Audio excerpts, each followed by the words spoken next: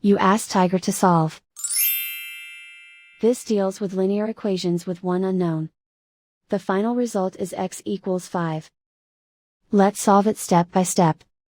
Group all x terms on the left side of the equation.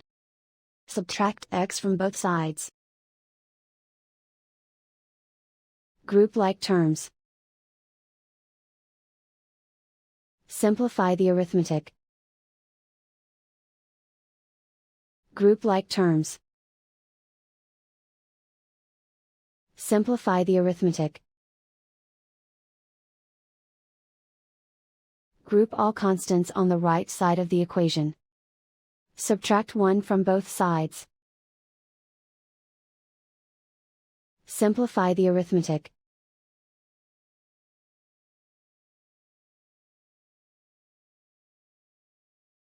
Isolate the x.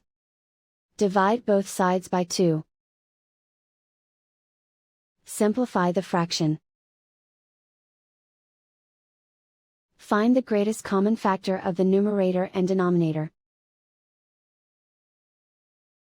Factor out and cancel the greatest common factor. And so the final result is x equals 5.